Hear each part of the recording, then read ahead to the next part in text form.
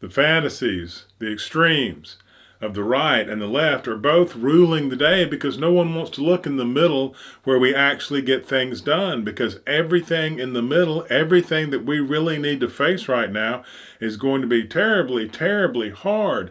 But if we don't start facing, the longer we wait, the worse it's going to get. And this whole idea that we can go back to the past, make America great again, go back to the 50s and bring those, it's like the cars, the Camaro and all that they're building, like we can relive that time. And that was a very nice time, especially in retrospect, when you have the power of memory that can weed out the bad stuff, but you can't go back to that. That was then. There's no way to go back to the past. That's over. That's a wish and a desire, especially of people my age, because we were young then, so everything was fantastic.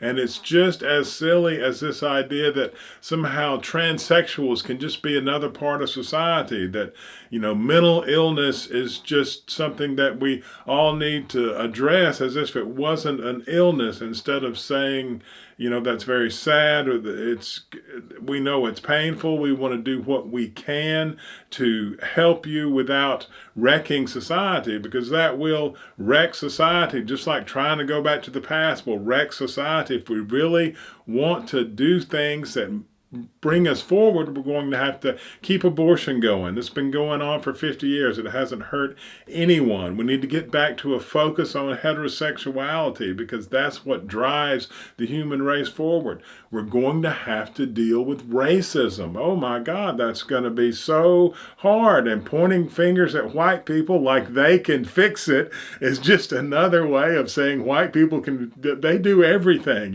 White people can fix anything.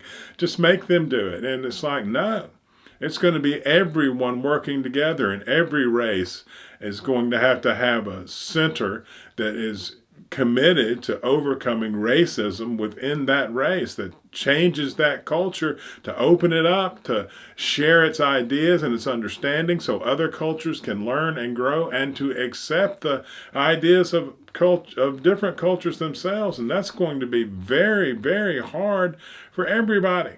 We've got to start looking at new forms of energy. We're moving on that thanks to people like Elon Musk, but that's going to be a very huge change. And the people in the back don't want to go back to make America great again. They don't want to go to electric vehicles, and they don't want change. And then the people who want change, they don't like Elon Musk. I mean, it's just because that's the kind of people that make electric cars, that change things. They're very dynamic. They have their own opinions. They're going to share them, and everything that the left won't shut down will kill innovation.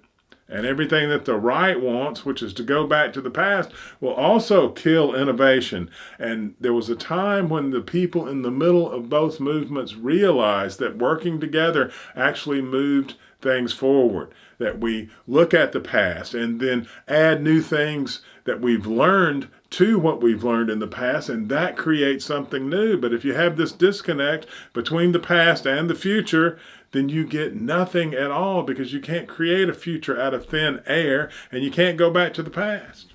So once we start telling the extremes of both parties, listen, you stay quiet because we got work to do, everybody will start feeling better.